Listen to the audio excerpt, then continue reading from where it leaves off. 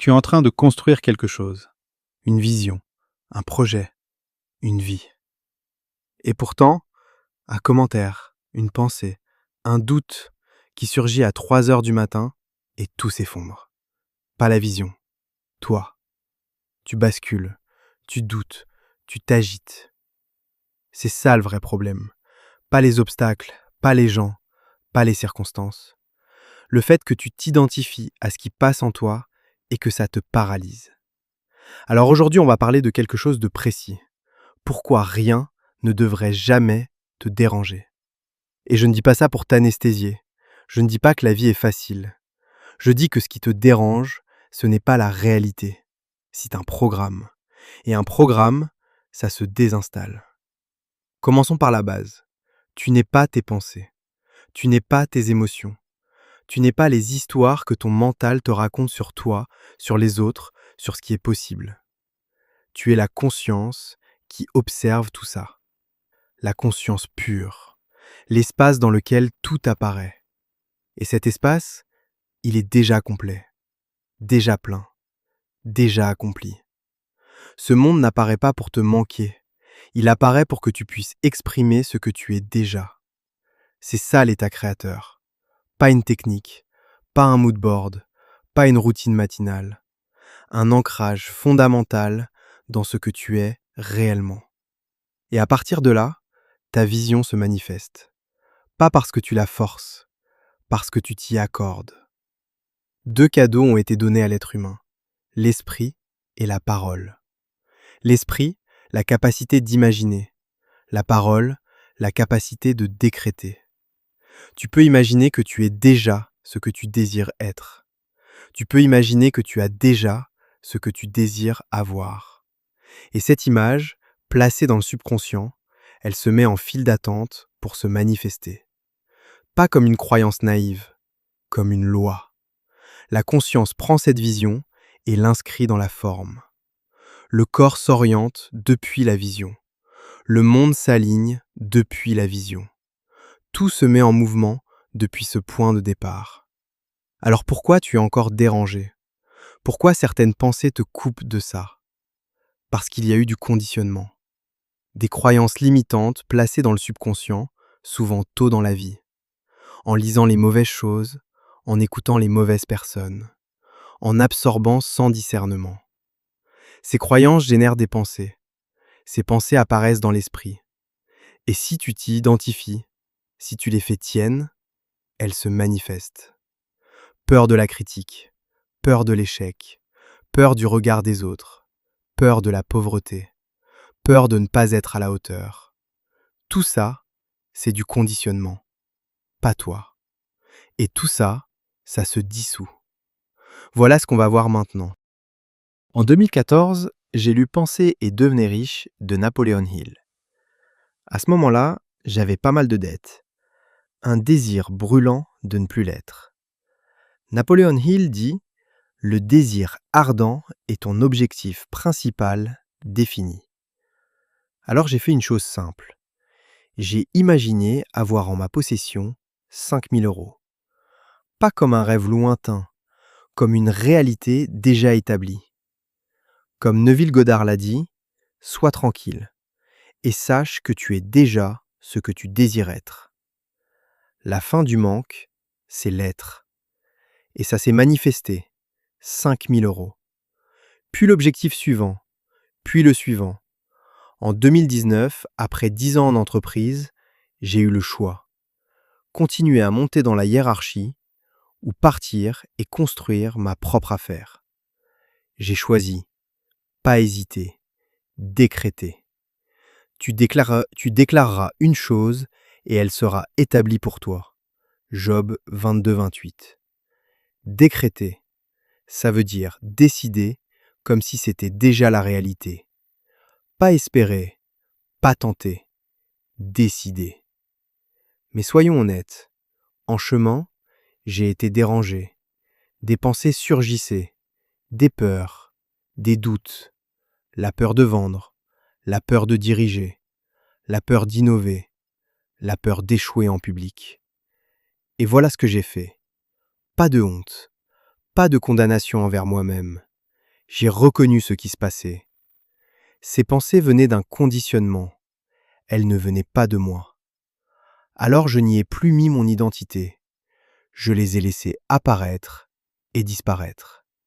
J'ai laissé les émotions remonter et se dissoudre. J'ai laissé le corps être. Et quand ce conditionnement n'était plus là, ces pensées ont disparu, parce qu'il n'y avait plus rien pour les alimenter. Voilà la clé. Ce qui te dérange, ce n'est pas la réalité. C'est l'identification à une pensée qui dit que tu n'es pas à ta place. Un seul mot suffit pour créer cette coupure. L'attachement. L'attachement à l'idée que les choses doivent se passer d'une façon précise pour que tu sois bien. Que quelqu'un doit valider. Que le chiffre doit être là. Que ça doit aller vite. Mais tu es déjà accompli. Chaque désir qui surgit en toi, ce n'est pas un manque. C'est une invitation à exprimer ce que tu es. Merci. J'ai. C'est tout ce qu'il y a à dire face au désir. Pas vouloir, pas attendre, pas supplier. Être. Et l'attention, c'est ton outil le plus puissant. Neville Goddard l'a dit clairement.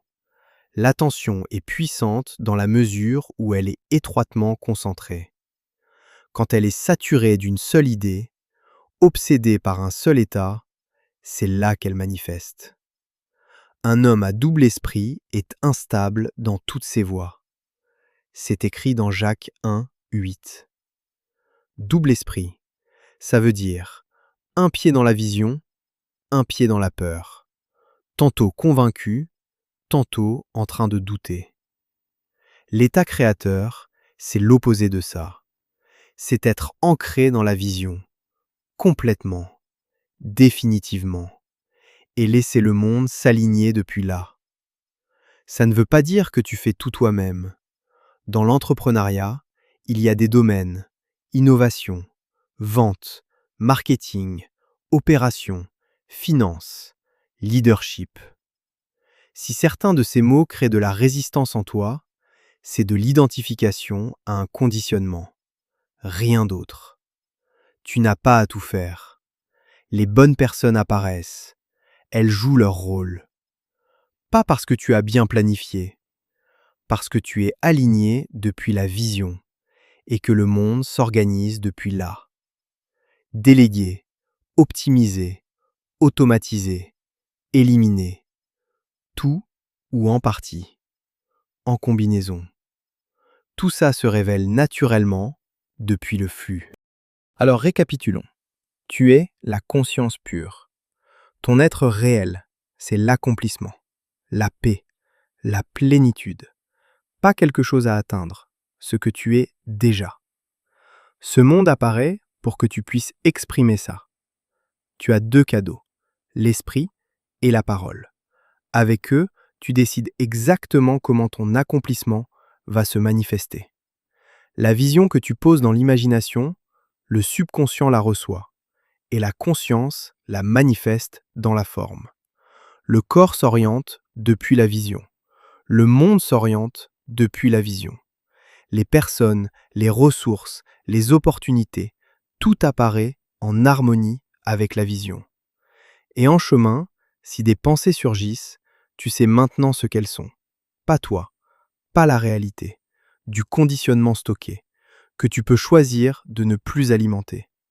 Tu ne les combats pas, tu ne les réprimes pas, tu les laisses être et elles disparaissent.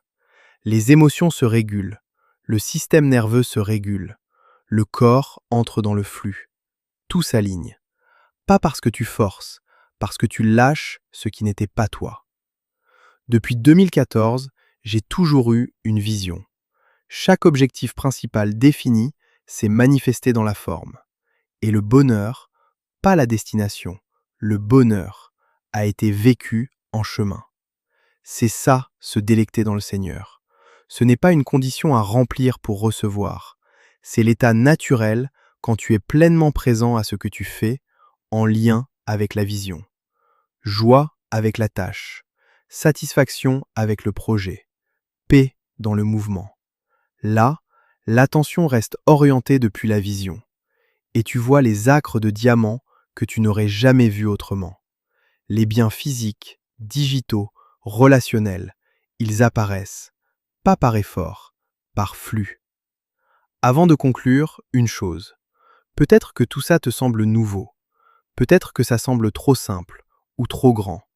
Alors pense à un moment dans ta vie où tu étais complètement dans le flux. Un moment où le corps bougeait automatiquement vers ce qu'il aimait. Un sport, un projet, une conversation qui coulait de source. Un matin où tu t'es levé avant le réveil parce que tu avais hâte. C'est ça l'état créateur. Tu l'as déjà vécu. On ne fait que le rendre permanent. Tu peux t'appuyer sur le journal de l'état créateur. Pas comme une méthode, pas comme quelque chose à réussir, mais comme un espace pour voir plus clairement ce qui est déjà là et laisser tomber ce qui n'a jamais été nécessaire. Le lien est dans la description.